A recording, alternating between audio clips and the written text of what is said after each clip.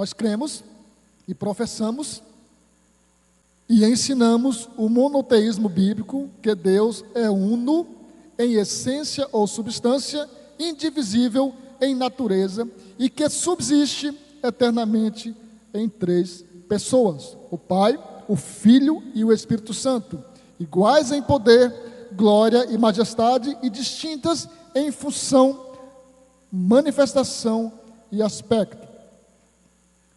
As Escrituras Sagradas claramente revelam que a Trindade é real e verdadeira, que há uma só essência, substância em três pessoas.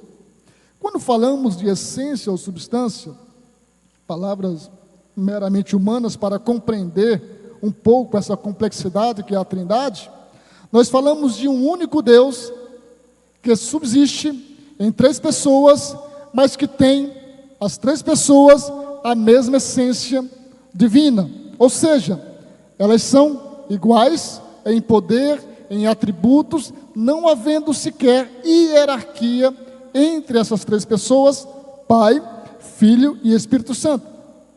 Cada pessoa da Santíssima Trindade possui todos os atributos divinos: onipotência, onisciência, onipresença, soberania e eternidade. Ou seja, Deus Pai, Deus Filho, Deus Espírito Santo, onipresente, onipotente, onisciente, eterno e soberano. A Bíblia chama textualmente de Deus cada uma delas. Você quando lê a Bíblia, você vê referindo-se a Deus Pai como Deus, referindo-se a Jesus como Deus, referindo-se ao Espírito Santo como Deus. Todavia, para nós há um só Deus, mas Deus é um só Deus e Pai de todos, o qual é sobre todos e por todos e em todos. Vamos entender um pouquinho, pelo menos, desta unidade na Trindade. A unidade de Deus não contradiz a doutrina da Trindade, porque Deus não é uma unidade absoluta, e sim uma unidade composta e dinâmica. Seu relacionamento com o Filho e o Espírito Santo é desde a eternidade. Nós vemos isto no Antigo Testamento, quando Deus, em Gênesis capítulo 1, versículo 26, quando Deus fala: façamos o homem a nossa imagem, conforme a nossa semelhança. Claro está, e isso não é uma mera intenção do tradutor para o português de colocar aí na primeira pessoa do plural. Não, isso é de acordo com os originais. Então nós temos aí uma pluralidade não de deuses, mas de pessoas em um único Deus, quando diz: façamos o homem a nossa imagem, conforme a nossa semelhança. Então o nome Elohim, plural de Eloá, Deus em hebraico, revela os primeiros vislumbres da Trindade no Antigo Testamento. Nós temos também em Gênesis capítulo 3, versículo 22, uma referência a essa Trindade, a essa pluralidade de pessoas, não de Deus, mas de pessoas. Nós temos também em Gênesis capítulo 11, versículo 7, quando as pessoas, depois do dilúvio, elas se rebelaram contra Deus e começaram a construir a Torre de Babel. Então, nós temos no capítulo 11, quando Deus fala assim: eia, desçamos e confundamos. Então Deus, em pluralidade de pessoas, Ele vem ver de perto o que está acontecendo e detecta exatamente, na nossa linguagem humana, que o homem havia se rebelado contra Deus novamente. E aí nós temos a confusão das línguas no capítulo 11 do Gênesis. Mas o Novo Testamento tornou explícito o que antes estava implícito no Antigo Testamento. Porque nós temos em Mateus 28, 19, portanto, ide, fazei discípulos de todas as nações, batizando-os em nome do Pai, e do Filho, e do Espírito Santo. Nós temos aqui também quando Pedro, nas suas primeiras pregações, tanto no dia do Pentecostes, como depois da cura do paralítico, do capítulo 3 de Atos, ele faz questão de dizer que estavam pregando e curando em nome de Jesus, o Jesus que os judeus haviam crucificado, haviam entregado para os romanos matarem, e que Deus havia ressuscitado Jesus dos mortos. Então ele faz uma distinção clara entre Deus Pai e o Deus Filho na pessoa de Jesus Cristo. Em 2 Coríntios capítulo 13, versículo 13, Paulo também faz uma distinção na sua bênção apostólica, que nós também impetramos ao final de cada culto, que inclui exatamente as três pessoas da Santíssima Trindade. Assim, o que estava implícito no Antigo Testamento é revelado explicitamente no Novo Testamento. E fica confirmado que a pluralidade na divindade é tríplice, como Jesus deixou claro ao ordenar o batismo em nome do Pai, e do Filho e do Espírito Santo. Nós não concebemos a ideia de um unicismo sabelianista, nem também do unitarismo, né? Pelo unicismo, o Pai, o Filho e o Espírito Santo seriam três modos de uma mesma pessoa se revelar. Ou seja, não seriam três pessoas, apenas uma pessoa revelada de três modos. Em um momento se revelava como Pai, em outro como Filho, em outro como Espírito Santo. Nós não acreditamos assim, porque nós vemos em vários textos da Bíblia, no Antigo e no Novo Testamento, estas três pessoas reveladas ao mesmo tempo. E talvez o texto mais clássico seja o do batismo de Jesus, em que nós temos ali o Filho sendo batizado como homem, nós temos o Pai falando e chancelando aquele momento, manifestando a sua alegria pelo Filho, e nós temos o Espírito Santo em forma corpórea de uma pomba pousando sobre a cabeça de Jesus. Então nós temos ali as três pessoas da Trindade sendo manifestadas ao mesmo tempo. Então não dá para conceber a ideia de um unicismo, nem também de um unitarismo, que afirma que somente o Pai é Deus, negando assim a divindade do Filho e do Espírito Santo. Não dá para nós concebermos a ideia de que apenas o Pai é Deus e que o Filho e o Espírito não sejam.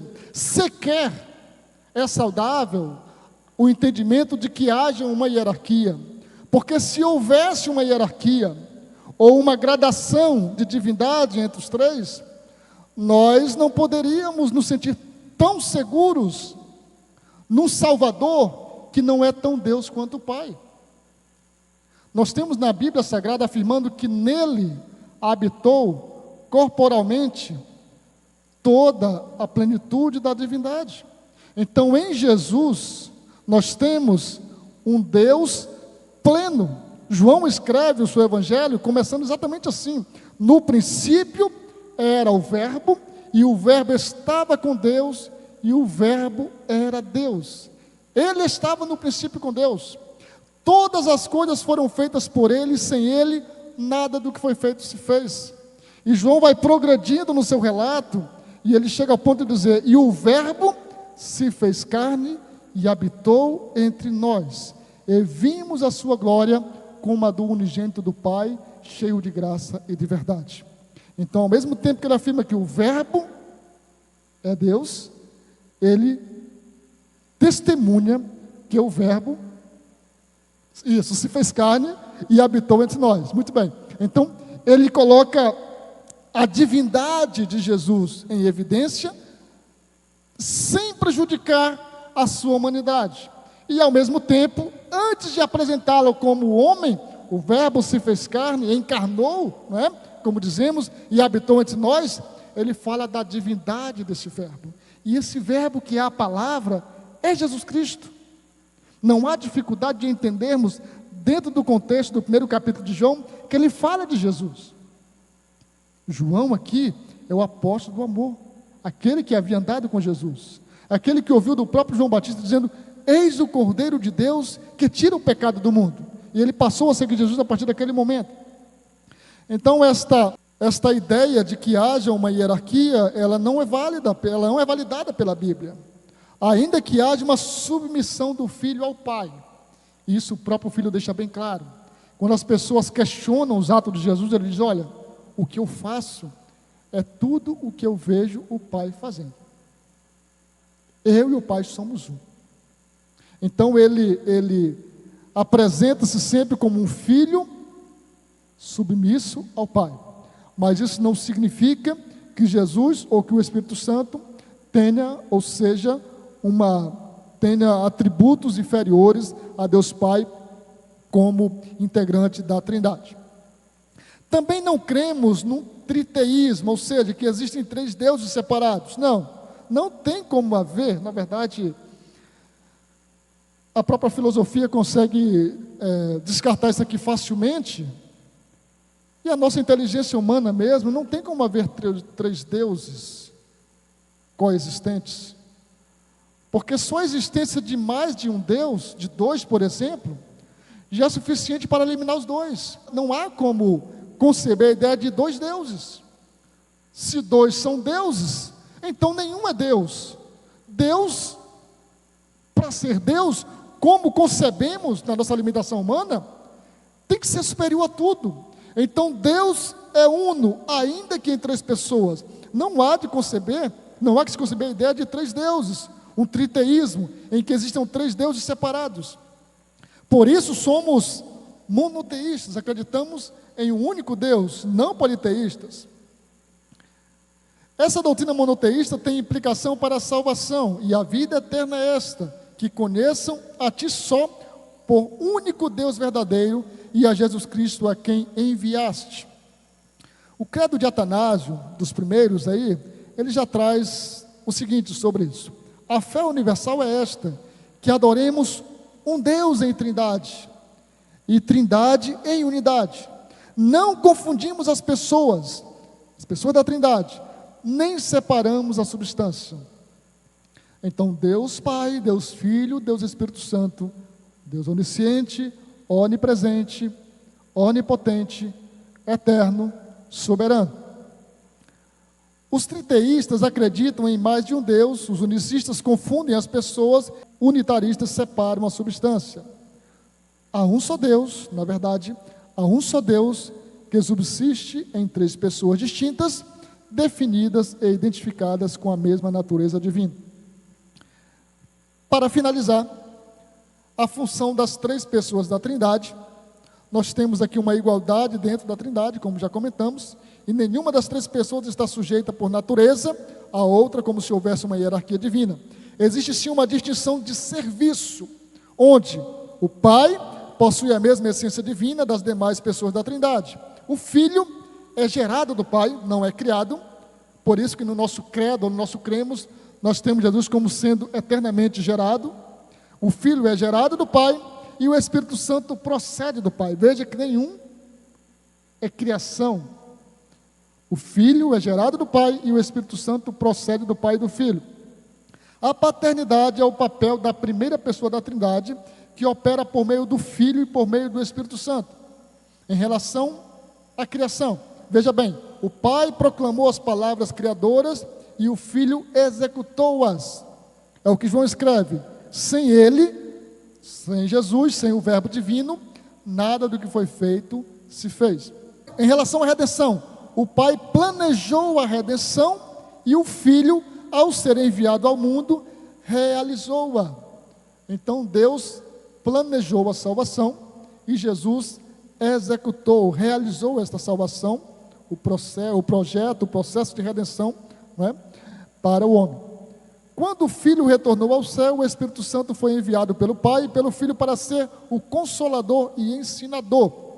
Então nós temos aqui que a subordinação do Filho não compromete a sua deidade absoluta, e da mesma forma a subordinação do Espírito Santo ao ministério do Filho e ao Pai não é sinônimo de inferioridade. Se servir de consolo para mim e para você, nós temos uma doutrina que, por mais que estudemos, sempre haverá pontos em que não compreenderemos. Mas, se serve de consolo, nós não conseguimos compreender muitas vezes nem nós mesmos, nem as pessoas que são limitadas, que são falíveis. Imagine compreender a complexidade e a magnitude e a majestade de Deus. Mas uma coisa é certa: esse Deus tão grande, tão poderoso, Ele quis se revelar ao homem e o fez através da sua palavra, inspirada a pessoas falíveis, mas com uma inspiração infalível, e está à minha e à sua disposição. Ainda que não cheguemos à compreensão plena desse Deus, mas nós podemos sair um pouquinho da superfície quando estudarmos a palavra de Deus, sobretudo na dependência do Espírito Santo, que é o divino inspirador desta palavra.